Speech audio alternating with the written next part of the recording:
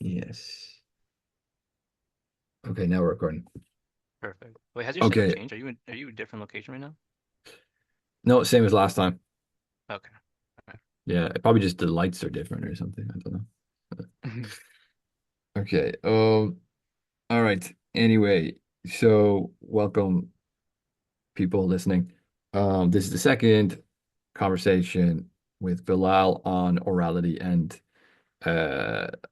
orality and literary cultures. If you haven't listened to the first podcast, please listen to it. I think people should listen to that one because that will be a good introduction into like what we're going to talk about. So we're going to talk about some different topics today. But we're going to talk about it, I suppose, with the backdrop of the context of what we talked about in the first podcast. Yeah. So today, yeah, because we talked privately and we agreed we are going to talk a little bit about the parts in your book that talk about technology and also identity and identity formation within the social media landscape. Okay. Um, but let me just begin by saying or by asking, in what sense can we talk about things like identity and technology distinctly from the backdrop of your original research, which is orality and literature studies? Like, because we can, philosophy, we can talk about identity and technology all day, Mm-hmm. but how, like, Mm-hmm. how has the backdrop of orality and literary cultures kind of informed you to go into these topics with a specific angle, if you get me? Oh, I get what you're saying. I do 100% what you're saying. Yeah. So my angle was that literacy leads to, as we talked about last time, this sort of sequential reasoning, this inner thinking, symbol decoding. So like short to sort of make a long story short, my angle was literacy leads to empiricism that we saw in the Renaissance. Mhm. And then empiricism fell. We all know that we had from the Gutenberg press, we had pluralism and relativism come out of play. And what eventually was what we realized was that when empiricism fell, the age of like probability, feedback, cybernetics came out. So what I connected was that literacy led to this empiricism because we're using our prefrontal cortex became this logic process, this linear. This became the major transformation that literacy gave us. Mhm. And then from there, I make the jump to the probability, the feedbacks, and sort of the managerial revolution that we had in the 20th century. Okay. If that makes sense. It's a big gap that I'm trying to bridge. Um, But there is a yeah. cognitive transformation which Yes, writing and brings out, 100, yes, 100%, and which you 100%. need So to which you need to then go into these other yes, transformations with yes. technology and so on. Yeah, okay. Yeah.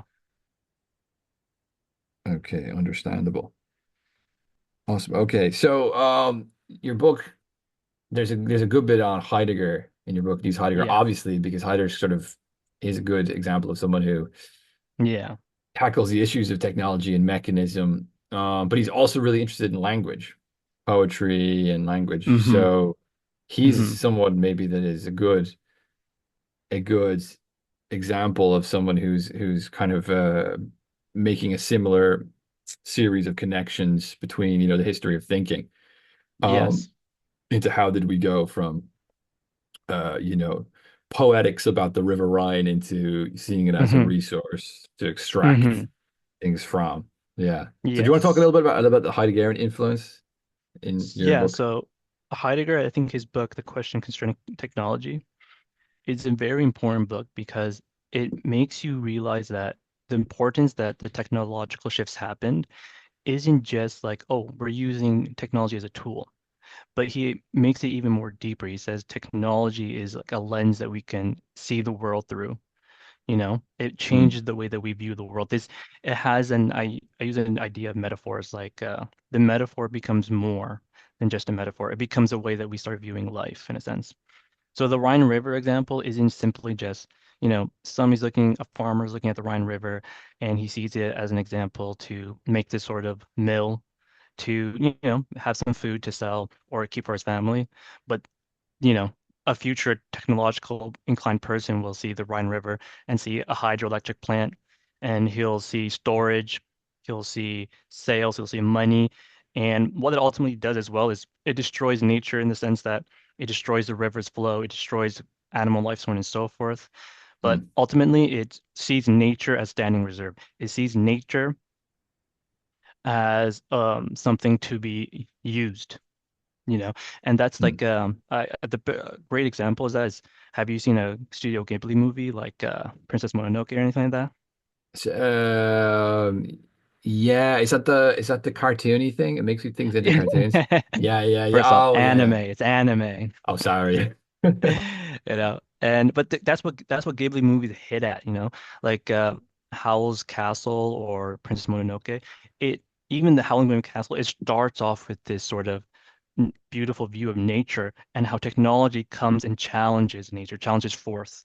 You know, it puts your mind in a framing that attacks nature and doesn't allow you to live it with nature. Yeah, yeah. There's a kind of yeah. I mean, there's a kind of tension between nature and human rational kind of desire to Yeah, master it. I mean, there's a tension there, you know. yeah. Um, yeah. I mean, like, but I think that tension has gone through a transformation with the digital era too. Because it's Um, no longer like this mhm, mechanistic, we're gonna like build big vehicles so we can climb mountains and we're kind of in the world still, but we're sort mhm, of but we're sort of like kind of controlling and manipulating and mastering it. I think we've gone into, and this kind of gets into my Paul Virilio research too, where Paul Virilio is someone who would argue that with digital technologies and mhm, the kind of capacity to have like instant communication, worldwide instant communication, and AI and virtual reality and all this stuff. That we're more now in the business of manipulating our experience of reality than we are of manipulating physical nature. Now we still are manipulating physical nature too, right? Like mhm. genetic engineering, for example, is manipulation of physics.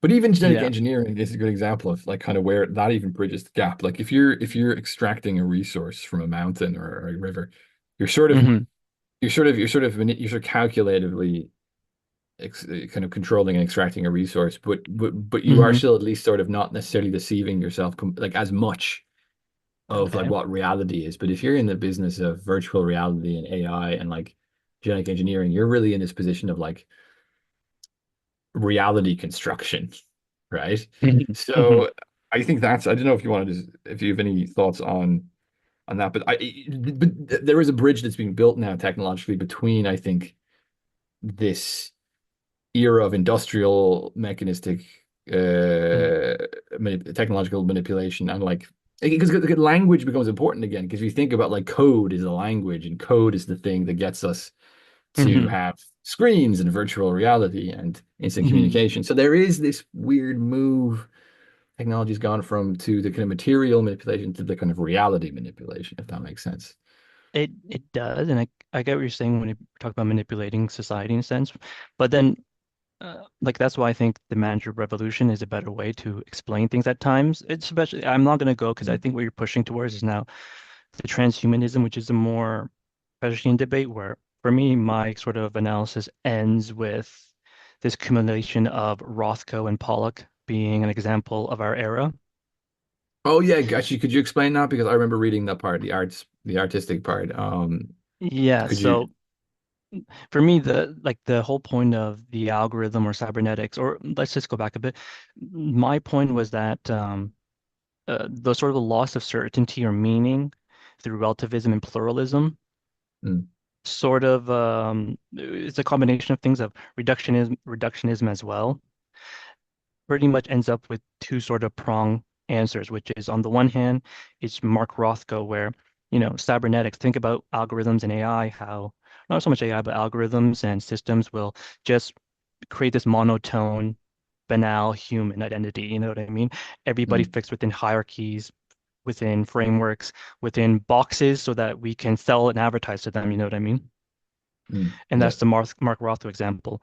But then there's also that other prong where you have the multiplicity of humans, you know what I mean? We all understand that that's the over like the when we talked about the schizo last time, like the prism of freedom, there's so much different options now, you know what I mean? There's so much that we can pursue and there is no truth, there is no meaning. I could find it, I could discover it for myself, but then that's a prison. That's over. That's like that's disabling as well. And that's Jackson Pollock. Jackson Pollock is uh splattering everywhere. It's in your face. It's too much. It's overcoming, you know what I mean?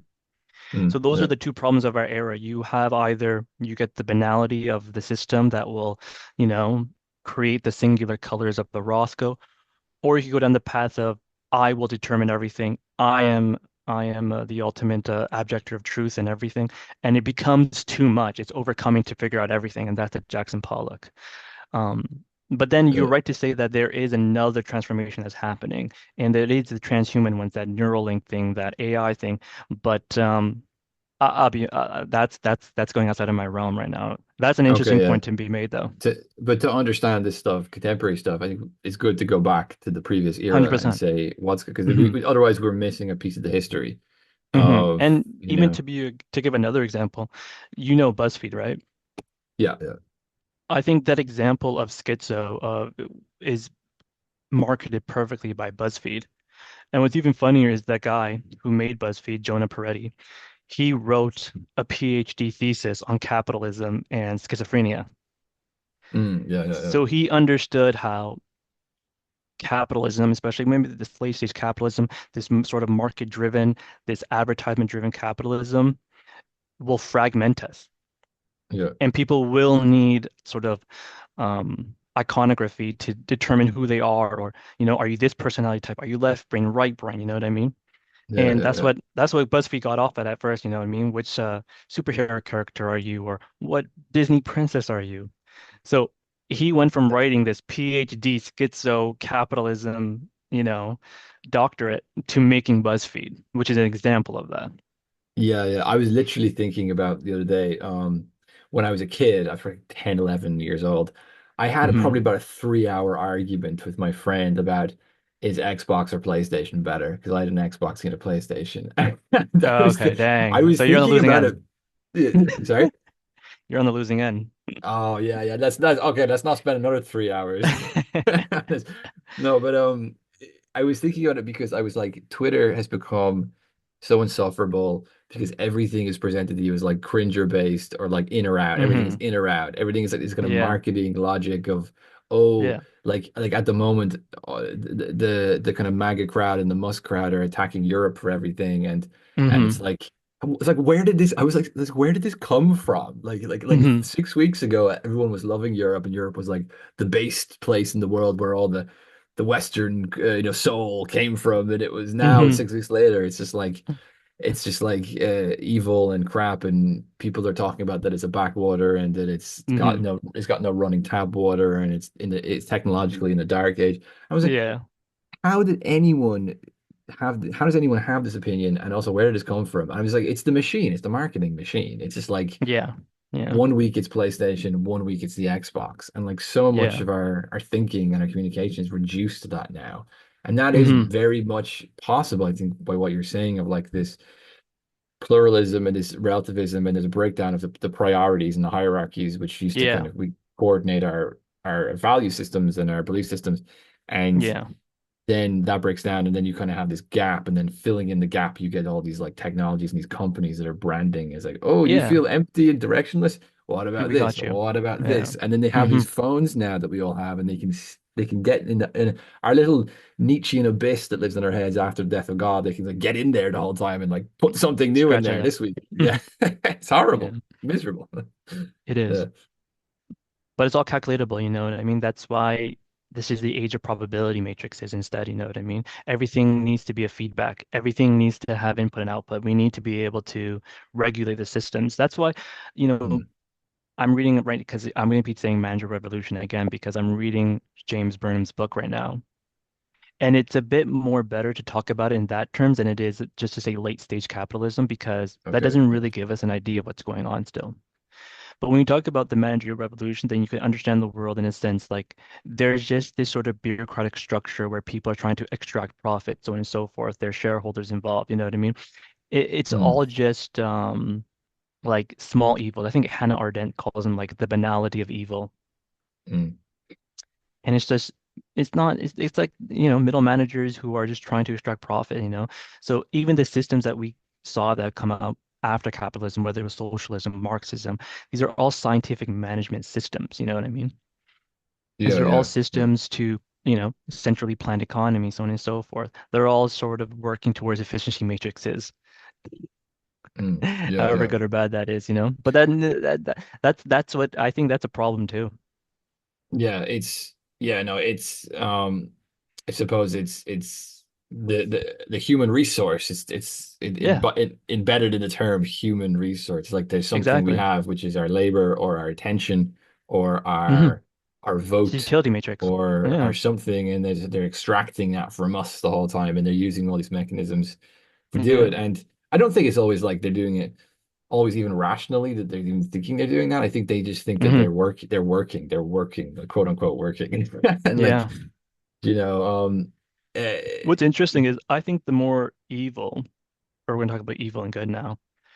I think the more evil is the first iteration, which is like the liberalism that came post-Renaissance.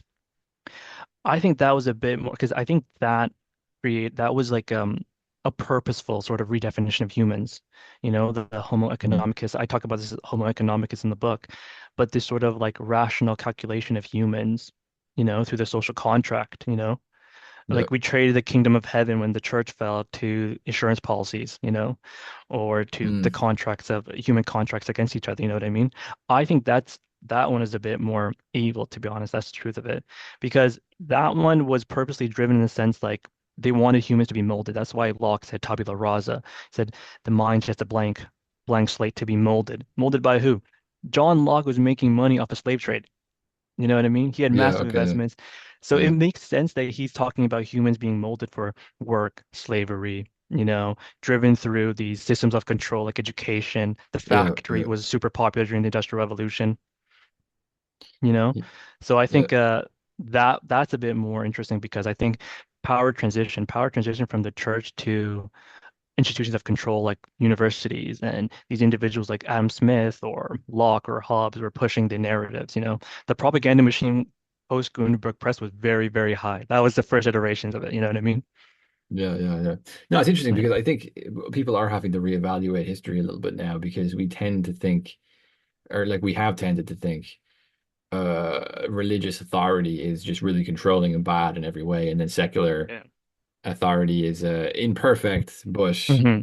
better, because it's not prone to, it's not prone to the sort of let's say this sort of psychological energy of belief, and Yeah. that was Hobbes's point too, because you mentioned the contractual revolution, and Hobbes was Yeah. probably maybe the birth of that really, and Hmm. he he actually, like, I did uh my BA philosophy dissertation on, or thesis, whatever it's called, on Hobbes and on Hobbes's view of violence in human beings. And Hobbes actually, if you read him properly, thinks that humans are a problem because our sense of violence doesn't it can't be reduced to what you can understand in animals.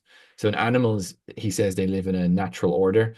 So Hmm. they're always fighting, and they're always in violent conflict, but they do it for resources or sexual production or Hmm. something which is sort of rationally comprehensible.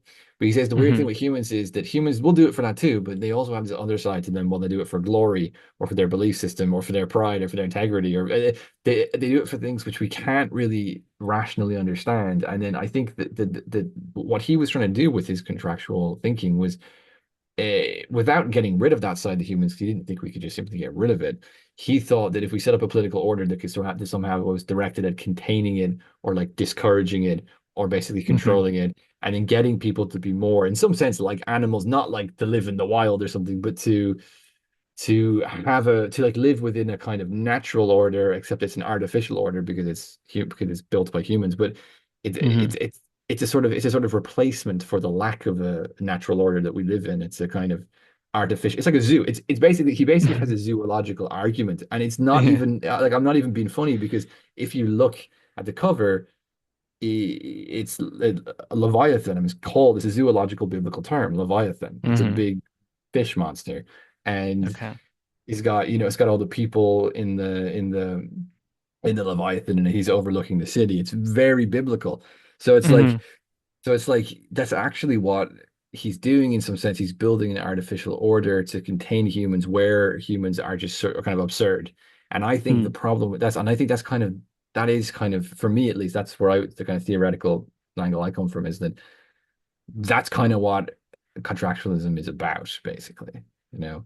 Fair. No, no, I think you're 100% right. But I think what's interesting when we maybe bringing literacy into this real quick is the same way that the atom is built from the individual and how that prefrontal cortex, that linear, sort of sequential analytical build only from the individual first up.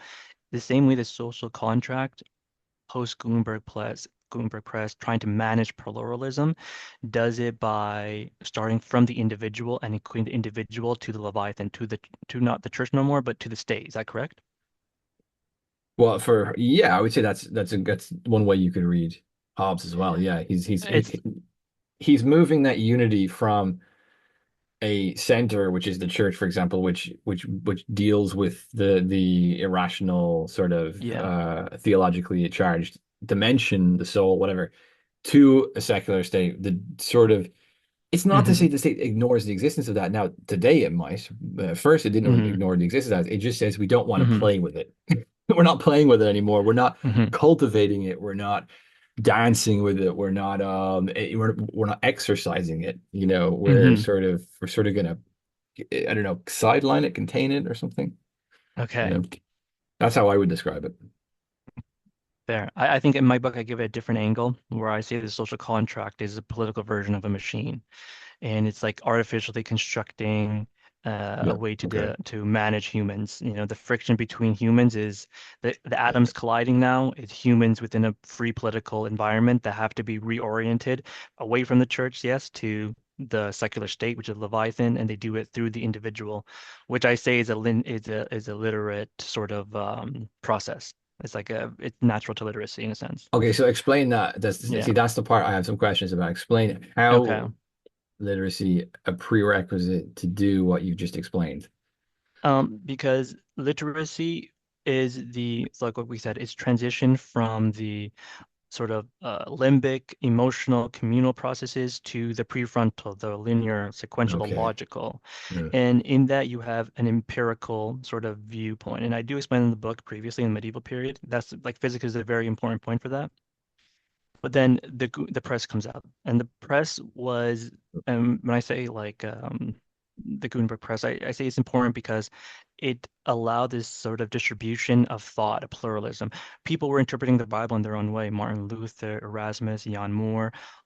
It became like we have to realign people with different narratives now. We have to recollectivize them based upon what? No more the church, but nationalism became the thing. Mhm. Right, right, right. And nationalism was then done through the church fell. So who's doing nationalism? The people who were investing capitalism was growing, feudalism had fell. There's so my argument is not monocausal or monocausal. There's another Yeah, yeah. layer to it, which is the economic changes which were happening.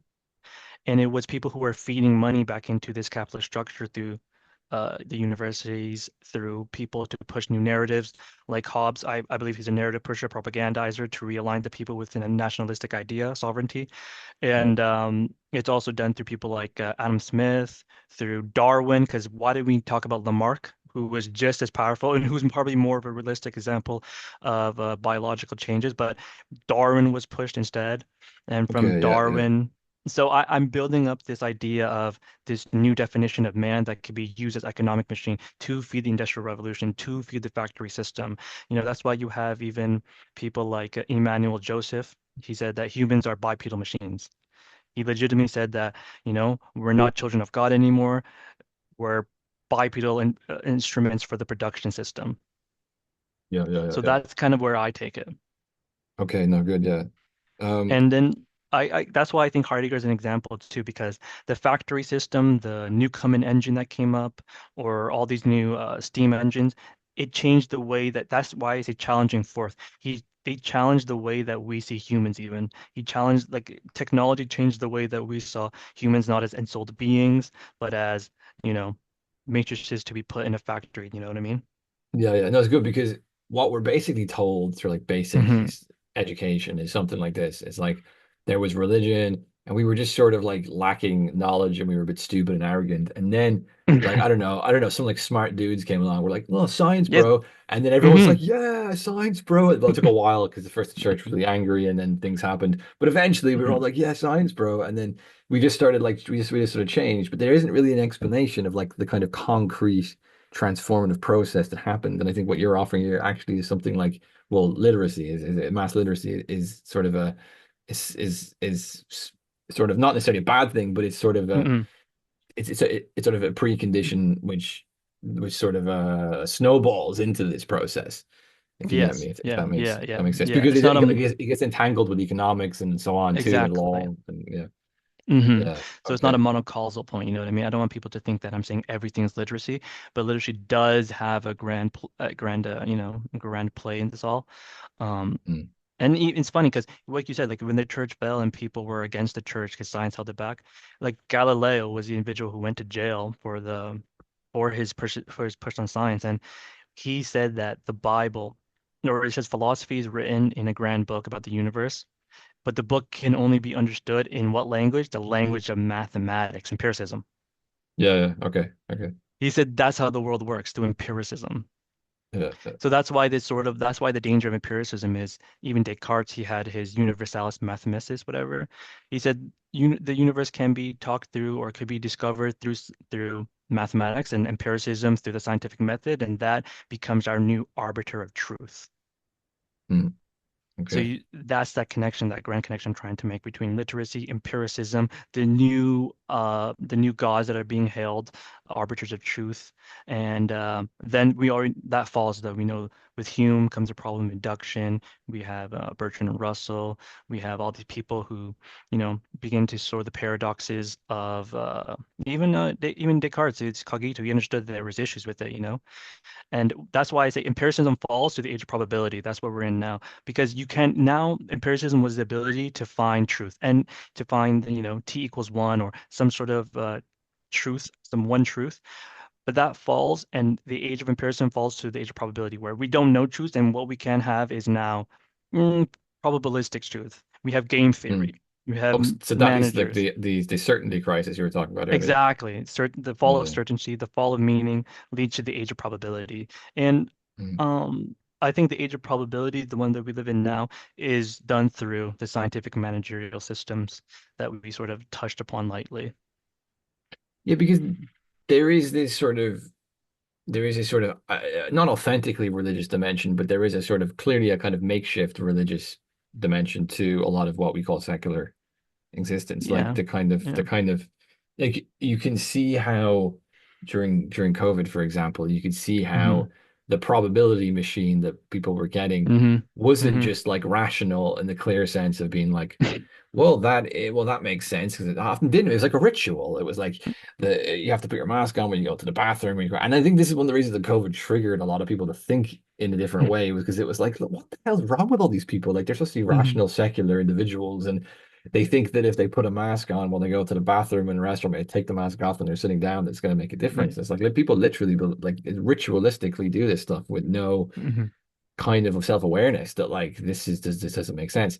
And I think it was very clear to me that you do have a sense of certainty. I mean, people maybe in the world of religion and metaphysics felt something like, well, if I die, I have a sense of what that means and what's Mm. the end of that. So I'm not going to do everything I can to avoid that. I mean, not that people would just recklessly just die for no reason, but they Hmm. kind of had a way to deal with things like sickness or death, at least psychologically, which was helping them, give themselves a sense of dignity or And no. motivation to push through that. And then that gets lost, and then you have a kind of machine of probability and managerial instruction, Yes. which comes in. What's So funny is what you just sort of summarized quickly is Ivan Illich's book Medical Nemesis, yeah, where I he love that book. Yeah, it's says, great. yeah, Yeah, where he talks about how there was level of autonomy that we all had before these managerial systems of health came into play. yeah. And they were efficient, they worked to a certain extent. But he says that when we have these managerial or systems in place, we sort of relinquish our freedom to the system. Yeah, yeah. And he gives an example of a child in Africa who has diarrhea and he's dehydrated, where there used to be a small packet or there's an easy way to rehydrate him, but now he has to go to the medical hospital an hour away. He has to go through this grueling method of going to the doctor to get IV. And, he Mm, ends up getting sicker, sicker, sicker, and possibly dies.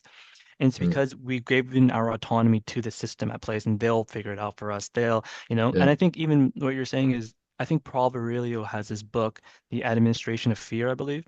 yeah, yeah, yeah. And I think he does talk about that in World War II and how the administration uses fear as a coercive method to get people to act in a certain way. Yeah, yeah. It's used to sort of almost unify people. It's Hmm. bind them into a kind of into a kind of unified behavioral pattern or a kind of collective sensibility. And that is like again to go back to my zoological language earlier, that's what a herd Hmm. does. Like a Hmm. herd, if you're in a herd of like if you look at wildebeest in the savannah, right, and a herd, you have a one wildebeest who sees a hyena or a lion, it will stamp its feet on the ground, and the other ones will go, "What's going on here?" And like they have no real way to verify whether or not, like they're not going to go, "Hey, to the first guy, are you hitting your feet because like you've got an itchy butt or because you've seen a lion?" They don't really know, so they're just going to all freak out and go, something there. But the difference is that they're better off because they're kind of stupid, so they'll forget. So if someone hits their feet and they'll look around and they'll go, "Okay, well, it's all right, let's go back to our day." Whereas human beings, we have long-term memory, much higher rational capacity, and also media. So when someone stamps their feet, so to speak, in our time, that lingers for a lot longer, which again explains COVID. There's like a threat, and then the threat is so it's like Chinese whispers. The threat just gets more and more and more and more exaggerated, and like becomes more and more entangled into our behavioral patterns. Whereas an animal will just sort of forget about it like 10 seconds later because they're stupid. Hmm. So it's like Until like it's like and the our media pulls it rationality on. is yeah, like our own capacity for rational thinking and complexity is actually tricking us a lot of the time. This is the Mm. problem. So yeah, yeah. But I don't know if you've anything to say about that. But I want to talk about I also do want to talk about the Darwin argument that you made. Um, Um, with the engine, I think it was. It was yeah, so it's the yeah. same. So we could like talk about it from a few different points, but the same way that we say Heidegger's example of the Rhine River and the transformation of technology. Bernard Stiegler gives another example in his book Age of Disruption, where he talks about the Lenoir engine. And more or less, he says that machines are not merely applications of science, but they're generative forces of world-making ability. So that connects to Darwin because Darwin is an example of the Newcomen engine being used to rechange the way that we work. So Darwin had a few influences around him. He had, on the one hand, Newton and the Vera causa principle, which is this causality principle, which was very important in science. And he also had Adam Smith's example of the free market, so the free hand of the market that was, Yeah, yeah, and some natural process that was just naturally aligning itself perfectly. yeah. So these two things come together for Darwin to say like, I know if I'm going to make a origin of species, if I'm going to make this idea of natural selection or whatever, it has to be driven with a principle of causality, so it's scientifically inclined and correct. But Mm, you can also have this sort of like free market type of idea where it's all hooey gooey and it's okay because it works in its own mechanical way to find its example. So an example I could show you is Michael Roos. He says this in the Gaia hypothesis. He says that let me find the quote right here for you. Um, Mechanism became inseparable from reductionism. Mechanism has often been linked with another trend in science, namely reductionism, that of trying to explain the larger in terms of the smaller. So this approach epitomized by the method of taking it apart, trying to ferret out the purpose of each part, mirror the analytical habits fostered by literal culture. In biology, this reductionism found powerful expression in Darwin's work, where the individual became the basic unit of evolutionary process. And in modern evolutionary biology, gene-centered perspective, seeing living things as survival machines for the same kind of replicator, molecules called DNA. So this reductionist logic, rooted in the analytical capabilities of literary consciousness, became the foundation of modern scientific explanation. So that's when Yeah, yeah, yeah, also yeah, yeah. I don't mention it, but this could also be the argument as why did we not get the Lamarck example? So during the same time as Darwin was Lamarckism, which was just as powerful and even more holistic in its viewpoint of the way that natural selection or the process actually works. Mm, And it takes a more holistic view. But that didn't help feed and this is my whole side argument. This didn't help feed the idea of recalculating humans within this Homo economicus realm, mm, as Darwin fit perfectly within this new world order. mm. Yeah, yeah, yeah, yeah. So I like this stuff because it's very much like Darwin Darwinists think that they're just doing like value-free neutral science. No, no. They are influenced, you know what I mean? They have this again, this is why like the Heideggerian hmm theory on the is it in framing? I can't remember the exact term for it, but Yes, and framing, yeah.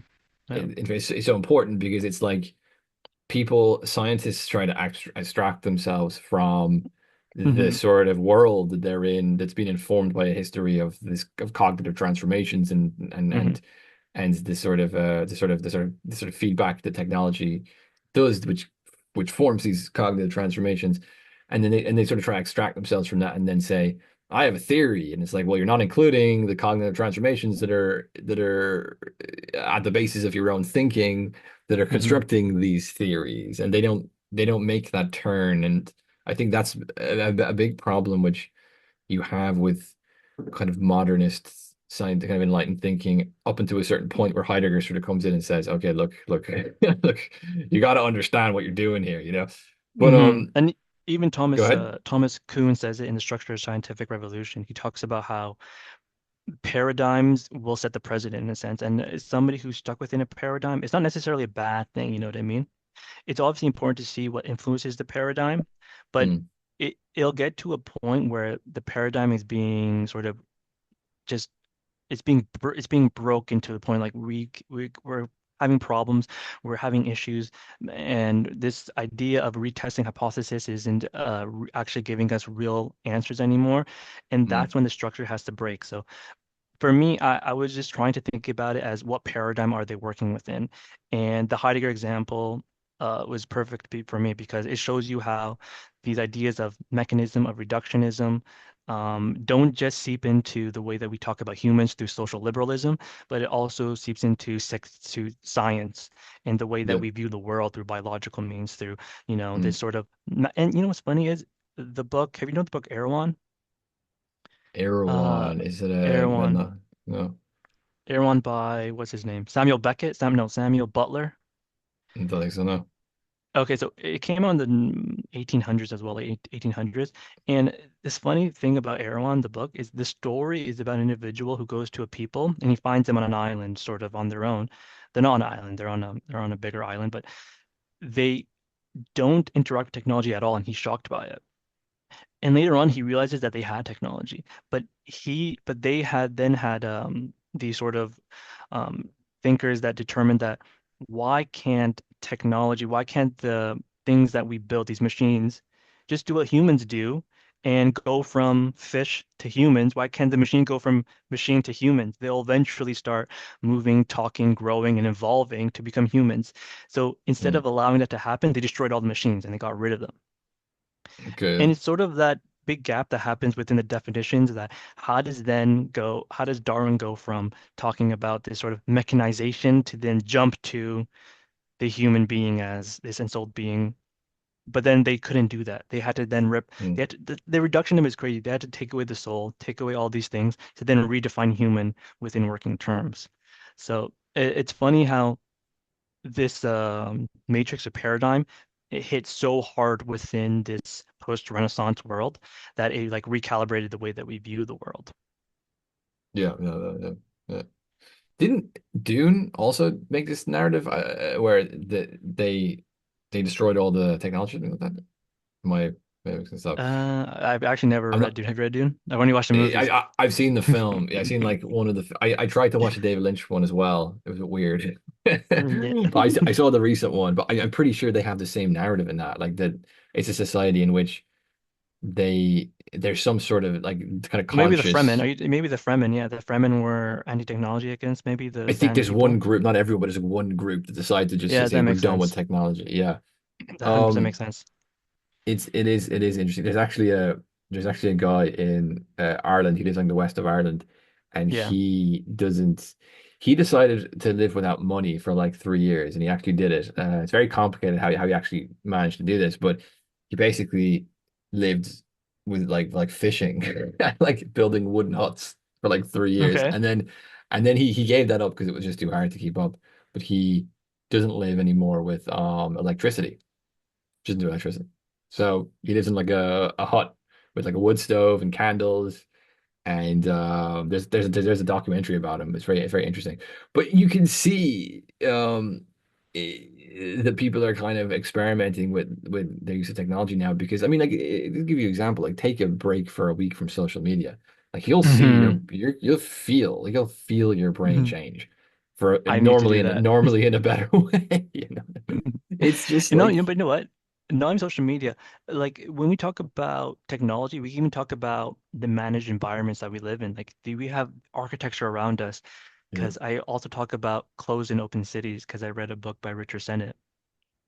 And he pretty much talks about how we live in like closed cities that restrict our abilities. These overplan, he calls them overplan, rigid, they're sterile, and how these sort of keep us within this sort of structural framework, these managed systems around us, and they don't allow us to, really live. And that's even Heidegger talked about this in his essay called on dwelling and living, or dwelling and Yeah. living, yeah. And he talks about even to live in a place, you first have to dwell in it and see how it is before you start housing it. Mm. Um, so yeah, he gives examples of like modern cities like Le Corbusier had Brasilia, I think. Yeah, in Brazil. Have you heard of this city, Brasilia? No. Do you know Le Corbusier? He's an architect. He's like a post-world architect who was like what would you call him? Not Breton Brute. He's not brutalist. He's a brutalist, yeah.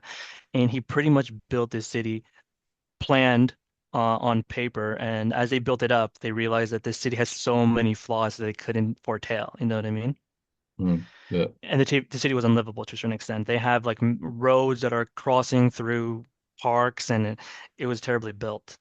Yeah. Yeah. And Richard Sennett's whole point about open cities is open cities need to live with the people. They need to grow with the people. Oh. That's why you have buildings on top of buildings. You have one building look completely different to the other one because the city is growing with the people. And he's saying that's a natural process and that allows people to live comfortably together. And later on, I make the argument that these closed cities, like what's beautiful about art, like Nietzsche even talks about how the will to power has a unique use within art framework, is that these closed cities give us the give us this sort of rebellion and through art, and that's the graffiti. And graffiti, I later on make the in a Substack essay randomly, I make the argument that graffiti is the last art movement that we have, Mm. and that it's the only true and natural art movement where it's collectivized, it's a movement of people, and that's in opposition to the sort of managed systems that we live within. Yeah. Yeah. No, I've heard the same argument before. I can't remember from where, Hmm. but like cities that are not built kind of more organically with the people in their interactions in their life end Hmm. up being really dysfunctional. Like if you overlay Hmm. a technocratic map onto a city, you say that's rational, that will make sense. It suddenly Hmm. it suddenly starts to be weirdly inefficient. The same argument's basically being had now about self-driving cars. I don't know if you've read Okay. uh Matthew Crawford, Why We Drive. He's got a book on driving, and he's basically wrote it as a response to self-driving cars because he says that driving involves so much little tiny human interactions that are not like that explicit and not that a kind of machine wouldn't understand. Like if you're at a traffic light and someone's going, you might wave or you might nod. There's all these little sort of variables that are going on. Hmm. And his example of this is if you go to like, so I've got a friend at the moment who's traveling in India, and he was saying, if you rent a bike and try to drive around India, it's just chaos. It's just like you don't know Mhm. what's going to happen. It's just like, Mhm. and like people have to sort of integrate into this Mhm. kind of wild interplay of people, and they have to sort of like navigate it. And like, it's just so complicated that it doesn't make sense that a machine could entirely do that. The question is, Mhm. of course, whether or not that kind of social interplay is navigable by a machine or not. That's still an open question, but people that are AI car self-driving car skeptics basically use this complicated social interplay argument. And Mhm. um I think there might be something to that. I also think, again, to go back to Virilio, because I'm trying to develop a an understanding of movement, because I think in some Mhm. sense movement as a sort of almost like as an ontology has been disrupted by technology. That like the obvious example was the lockdowns when we were all in our pods, in our quarantine things, Mhm. and we don't move around the world anymore. The world is virtualized, is brought to us. Yeah. Like you could imagine someone sitting in their apartment and a drone brings them food, and they Mhm. download films to entertain themselves, and they have Mhm. conferences for work on Zoom, and it's just like they don't have to move. So it's like we're losing our kind of our sort of ontology almost of like what we are, like of movement. And one Mhm. thing that I kind of drew from Virilio was that if you have like a city and you have a complicated um architecture infrastructure of people moving around, um Mhm. you sort of like the more you use this, the more you like lose your capacity to navigate and explore and like learn where to go. You sort of lose your like your intelligence of moving. Mhm. A really good example of this actually is in London. There's a part of London, kind of Canary Wharf. It's a very skyscrapery Mhm. finance kind of sector, Yes. and it's really, really difficult to actually walk through. You basically have to get the train through it, and there's loads of places in China that are like this, and Mhm. because they're kind of built on these complex systems of bridges and walkways, Mhm. and sometimes going over water, bodies of water like rivers. You can't Mhm. just go, I'm going to go this way and just like walk. You can't. You have to follow the infrastructure. And Mhm. the like a shopping mall is actually a good example of this too. And the the the cognitive consequence of this, I think, is that actually people will only think inside pre-existing constructed parameters. They won't sort of think openly. That's the sort of Mhm. Socratic Mhm. catastrophe. Like Socrates wants people to like just be in this like wild open plane of thinking, Mhm. Mhm. question this, question that, talk about this, what about this? And then the sort of heavily built infrastructure problem is also, I think, a kind of problem of civilization itself, because we build these systems and we build this infrastructure, and then we sort of use it, but we forget what's outside of it. And then Mhm. that if you think about the effect that has on thinking, there's a metaphoric sort of similarity there Mhm. of forgetting what's outside of the pre-existing built framework of morality or of metaphysics or of science or what or law or whatever it is. So that's my I little No, no, infrastructural critique. no, it works. It 100% carries off of where we're talking about, where closed and open cities. And yeah, another architectural example of that is, you know, what's the example in London, that brutalist massive structure? And it's like a apartment complex. Beautiful. It's expensive as hell now. In Uh, London, a apartment complex. in Montreal, we have Habitat 67, Uh, which is another example of it. But there's one in the center. It's brutalist, massive, big, post-war, uh, expensive as hell. What's it called? That I was just trying to make the comparison because that's a perfect example of dwelling. They built it to dwell in. There's within it a small little pond. There's walking mm, places to go around in it. And the opposite of what we're talking about is like a Stalinist concrete housing block, where the idea isn't to let people dwell within these places. It's just, here's just a housing complex. It's for, what I mean, just live there, uh, survive there. You know what I mean? lives, eat, shit. Yeah, exactly. Exactly. So like this the two difference of humans like working within needs and then taking out the human needs of it. Yeah. And another example I use in my book is Sylvia Federici, where she talks about how these black women in New York try to build this sort of grow up. They're growing not drugs, but fruits and vegetables. And it was on top of their apartment complex or whatever. And it was working, it was good, it was communal.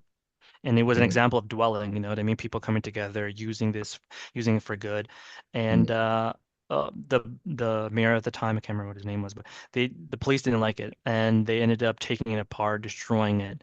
And it's like living within, it's like working, like you said, working within these managed systems where, even mm, if you find ways to overcome through art, which is graffiti, or through using it for farming, the system may just hone you back in. And another problem is, and this is what Richardson talks about as well, is using he calls it CAD, computer assisted design to yeah. create structure. So, like he calls it walkie scorchy, the building in London the one that's like curved.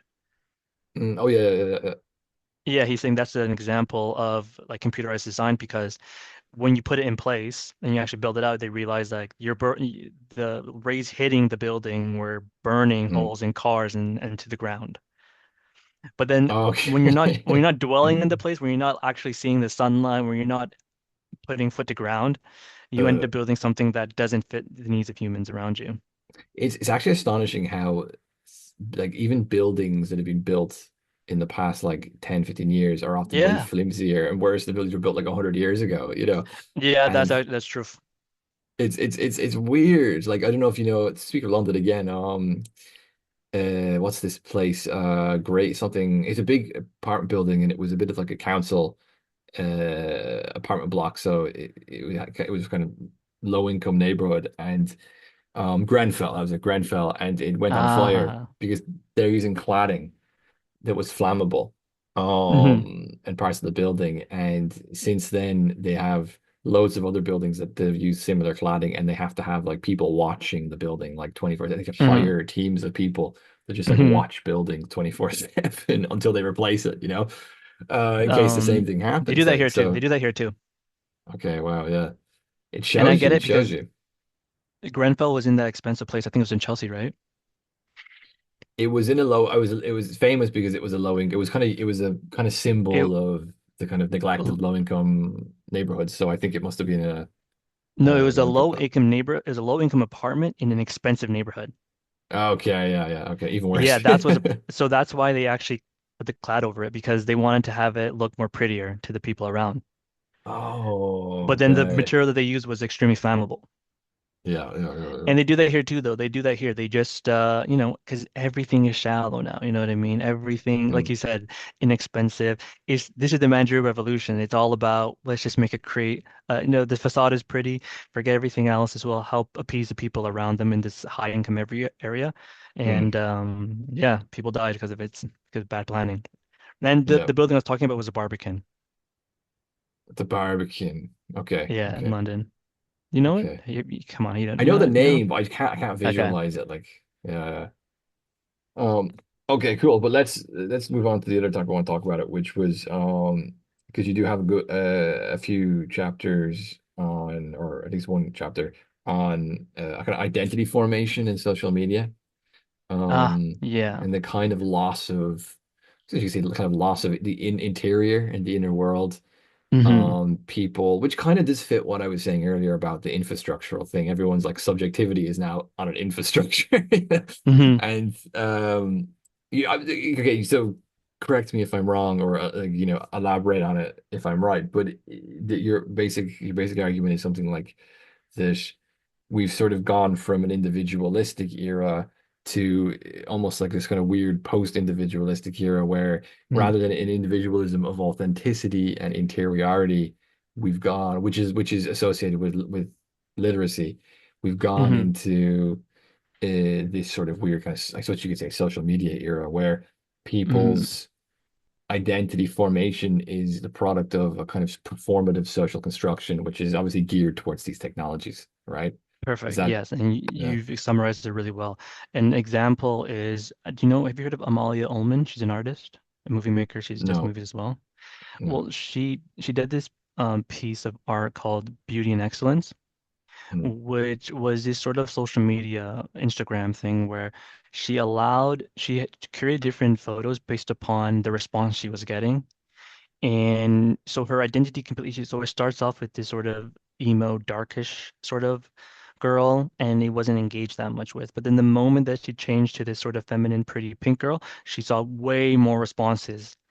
And she sort of then created this narrative arc where she talks about different types of, or she uses images to show like there's maybe, even though she's showing beautiful pictures of this feminine pink girl, there's a little bit more of a dark side where she shows pictures of bruises at times, but it's not that, don't forget about that.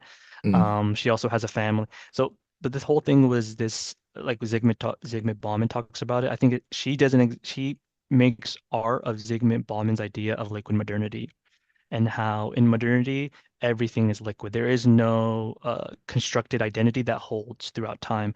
That's when we mm, talked about the BuzzFeed idea of different identity matrices through fragmented people and mm. which quiz are you? There's sort of plurality to ourselves. So Yeah, she yeah, does that, and she shows how algorithms can then generate a certain facade and how it will push you to a certain direction to show a certain version of yourself. yeah, yeah, yeah. So that's a great example. If people don't know Amalia Ullman and her example of beauty and excellence, I think they should just go and check that out because that's an example of how social media is like a mirror and it's pushing a certain type of identity to us. And Yeah. identity is constantly changing. There is no ideal I. It's a series of I's that are keep coming up depending on what's in flavor, what's in Yeah, trend. So it's yeah, just yeah. multiple mirrors of Instagram, TikTok pushing different algorithmic mirrors at us, which is sort of a Lacanian point. Yeah, I mean, like it's impossible to form a stable identity with that because it's like Exactly. it's not only that you have to live up to particular standards, but these standards are just chronically changing and contradicting each Yeah. other. Yeah. It's just moving around constantly. It's like a moving goalpost, and there's a feedback mechanism of like, if you have a dating app and you're not getting any matches or likes, it's like, oh no, I must change. I must Yeah. do something about. But Yeah. then even dating apps, for example, it's like, but I'm constructing my image and performing it and cultivating it Hmm. based on what I'm predicting will be good.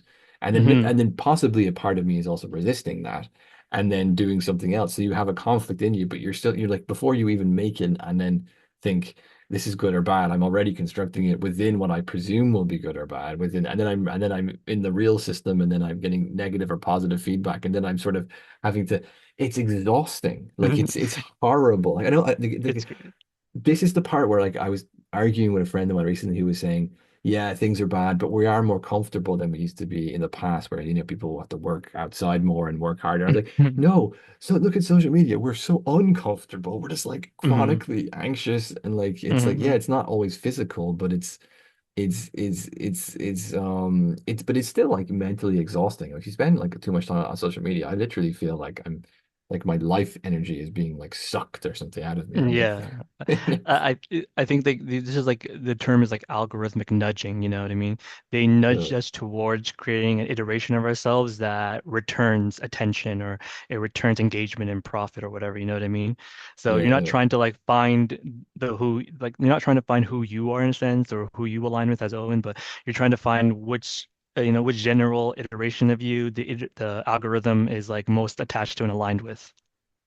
Exactly, yeah. Actually, I saw Yeah. a Twitter video recently of a young guy who was probably just out of college and like applying for jobs, and he was saying that he was complaining about it, and he was saying the what you increasingly have now is well, first of all, you have all these people applying for this one job, but you have an AI filter system which is Oh, using I saw that. which is using trigger words. So then Yeah. people are using AI to make the CV in order to make sure the AI doesn't filter them out. So you've got an AI trying to get approval from an AI.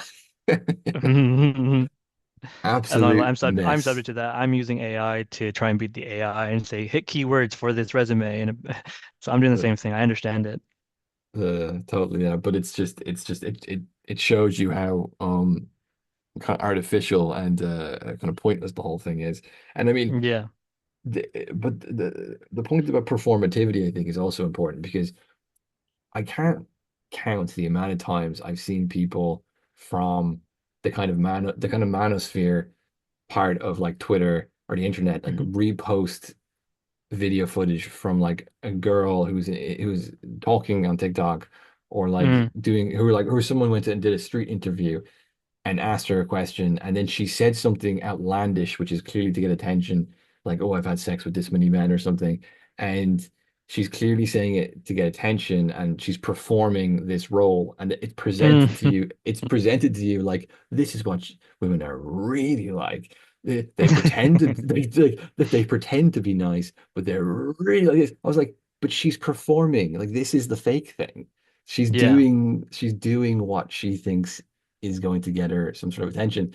And in our Hmm. society, in our time, unfortunately, at least pretending you're a bit of a whore, it will get you more attention. So it's Hmm. like, it's not necessarily that this is true. It's a performance, and it contradicts a previous social expectation appearance of the past. And but these people kind of share this stuff as if it's the truth, and they don't think that this person has literally sat there on their phone and decided to record themselves, Hmm. which means that they've decided to perform something.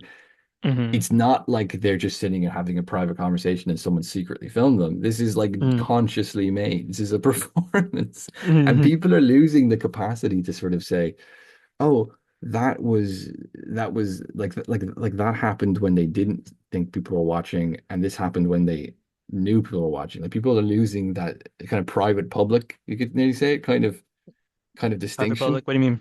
What do you mean by that, actually?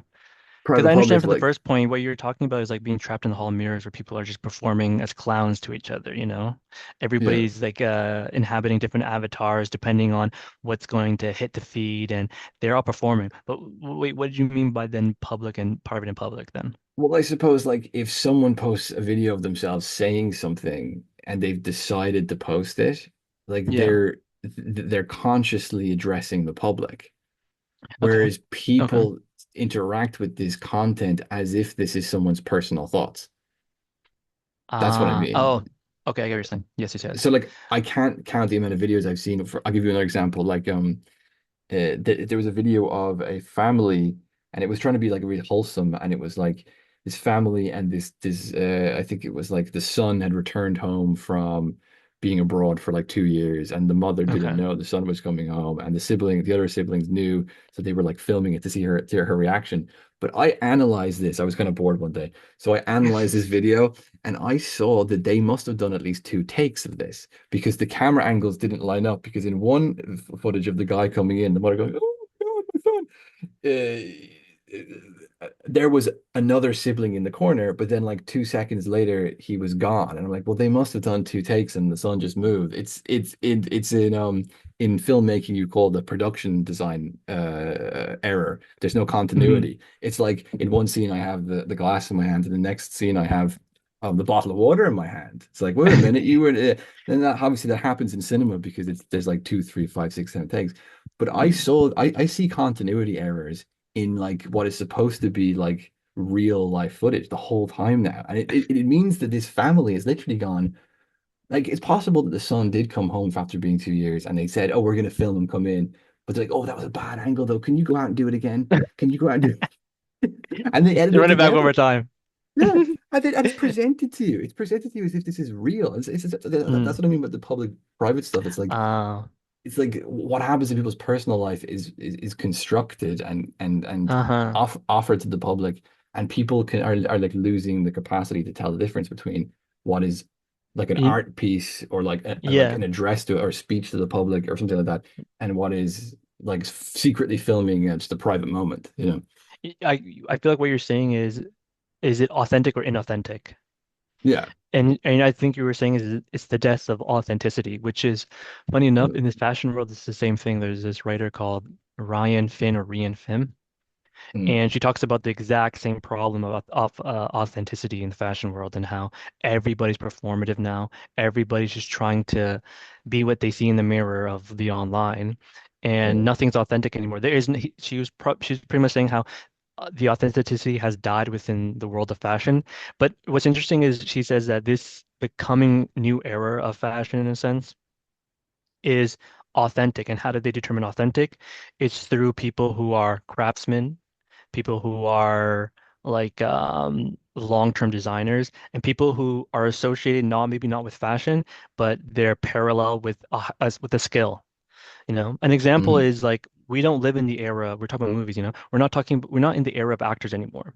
Like I don't care if let's give an example of Brad Pitt's in a movie, for example, Hmm. anymore, because that to me is still an inauthentic calculator. I know that the managerial system will put somebody in place just to get money. Hmm. So we need to have like systems to parse to make sure that we're getting authentic content. And how do you do that? Well, I know that Denis Villeneuve, the guy who directed Dune, is to me one of the best directors of our time, the best director today. So I that's my authentic checker now. I could see Hmm. who is really skilled, who is actually good, who is, not only backed by money, but backed by end product that's good. And that's the checker now. And that's what even fashion brands are doing, where they're hiring craftsmen who are hyper skilled at what they do, and they're using them to give their name brand backing. And I think an example is I think J.W. Anderson at Prada.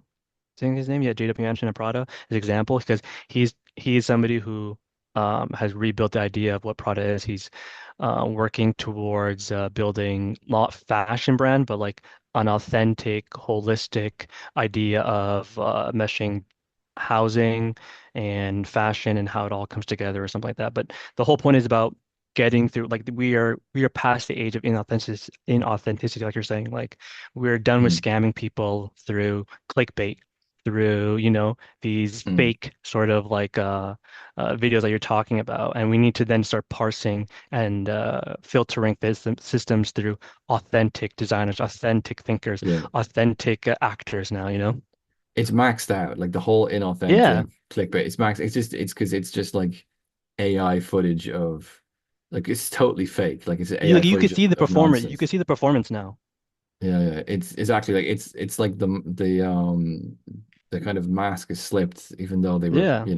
But yeah, no, it I think that's definitely true. That we're sort of having to go through a Realign. authentication, a Yeah. realignment because it's gotten so out of hand. But do you Hmm. know where this started? I think Go ahead. Coney 2012. Do you remember Coney 2012? Yeah. It was a It's a fabricated throwback. it was a fabricated it was like a dictator in Africa who would like kill Yeah. babies the whole time.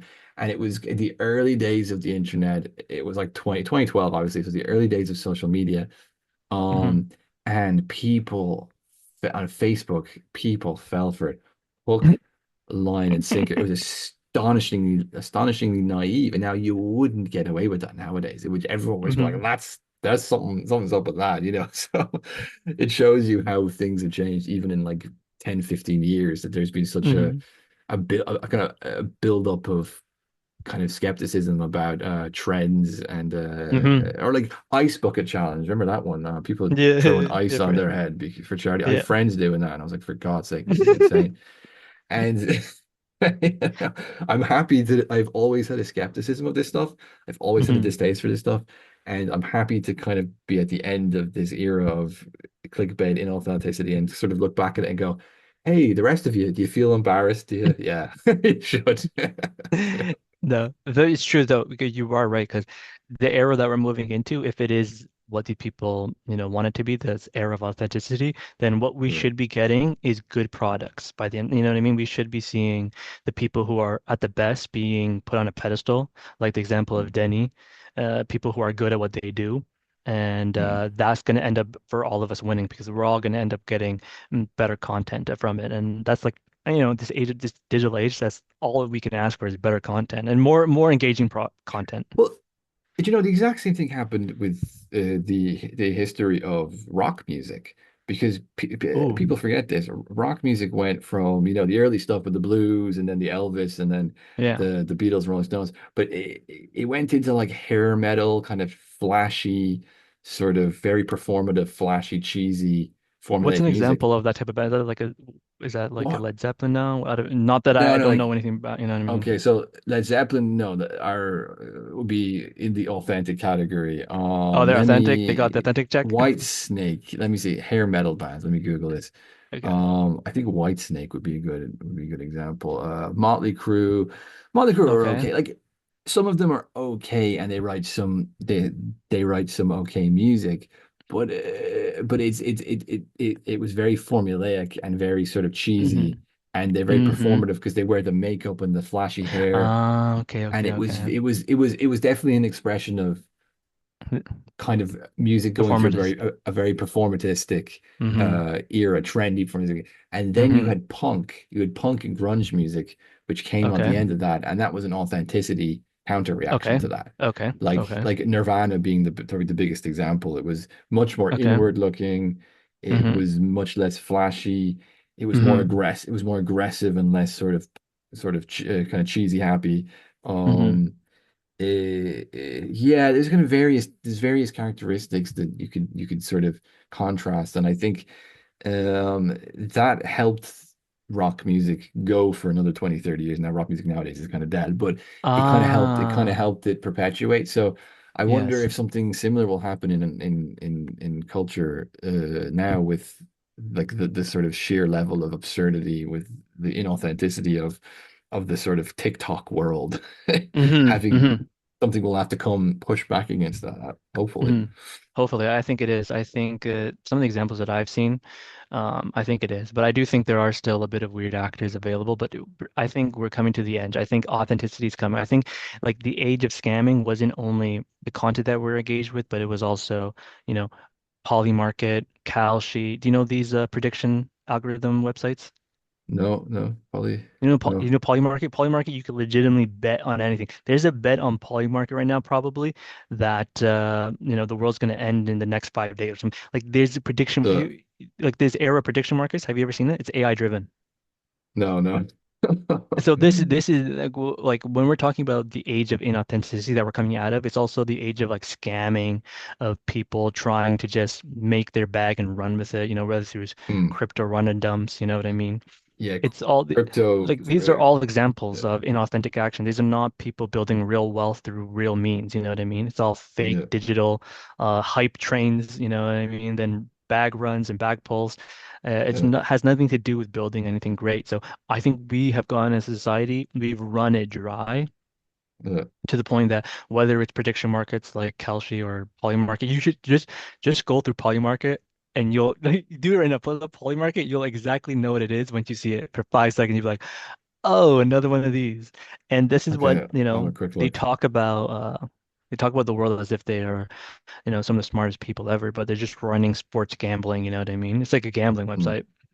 See, Yeah. the first thing I see is Khomeini out as supreme leader of Iran by January 31. 13 million volume. Okay, Super Bowl championship. Will the Iranian regime fall for Yeah. 2027? Yeah, will Trump acquire Greenland before 2027? So you can like bet money on it? Bet on Yeah. anything. Yes, put money on anything. And you could see leverages, you can see everything. So these are the biggest websites now. These are what Mm, people are funneling so much money into because, mm. on the one hand, the closing economic situation around us, the Hunger Games society that we're living in makes people feel like they have one or two more chances to get out of the Hunger This Games one's system. insane. Sorry, this one's insane. What is it? The number of Elon Musk tweets from January 6th to January 13th, 2026. So it's between 500 to 530, 519 or 520 to 539. People are voting on it. It's crazy. I think there was one of the biggest one was that when MBS came to America to see Trump, people were betting on whether the thing that he was wearing was going to be red or black or something like that. And he legitimately Okay. goes on the thing. He says, "Sorry guys, I'm not wearing black. It's red." Uh, Like he uh, even he knows it's influencing him. He's hearing about it as well. He knows that he can make people money too. And he's like, "Sorry guys, you guys lost." uh, uh, So this uh, is that's why when we're talking about the age of inauthenticity, it's not just content, but it's like the money infrastructure that we're dealing with. It's this mm. financial manipulation scams that we're dealing with. Okay, yeah. It's So everything that even needs to architecture, sort of buildings, things even like the that. architecture that we're building, Yeah. everything has been inauthentic. Everything to the age of scamming has sort of died and has killed us as people. So we need to really and then this is what we're hoping for. The age of authenticity will come, and we'll get, people who will, architects who will rebuild homes for good reasons. We'll have fashion designers like J.W. Well, Anderson who, you know, go that's ahead, go why ahead. COVID scared me a lot because it was like the medical institutions were treating health in this very cheap, superficial way. Yes, It yes, was like yeah. this one virus. If you give people a medicine to just treat this one thing, Mm-hmm. and you could just sort of standardize it for everyone, and Mm-hmm. like that would be health. And it's not like, well, what about the long-term effects of this, or what about, like if you tried to think deeper into like the longer term for 10 seconds, you tried to Mm-hmm. discuss that, it was just like blank, blank, blank, blank. Mm-hmm. No, nobody wanted to hear Mm-hmm. it, and that really scared Mm-hmm. me because it was like, okay, like when it comes to TikTok, I suppose it's kind of funny and annoying. Um, but when it comes to things like your health and medicine, it's like, well, now we're getting Mm-hmm. serious. And Yeah. if you have this level of inauthenticity for things Mm-hmm. like health or things like architecture or things like car design, cars are going to be Mm-hmm. exploding in the roads or something, Mm-hmm. or air travel, or it's like, well, then suddenly we're getting into a kind of civilizational collapse moment, Mm-hmm. right? Yeah, So 100%. It's like the byproduct of these things is how do you engage people then? Rage bait. Or yeah, through medical nemesis, through fear uh, mongering, you know what I mean? uh, yeah, Like just triggering people's emotional things, and that's how they start generating whatever it is, clicks, bait, people taking the vaccine through yeah. So different means, through my fear headphones mongering. died, so I just need to switch it. Oh wait, Um, second, 1 second. Oh no. Uh, da, da, da, da, da, da. are you good on time? I'm kind of No, tapped right speaker, now, speaker, man. speaker. Okay, right here now. Are you good for time? I'm kind of tapped right now.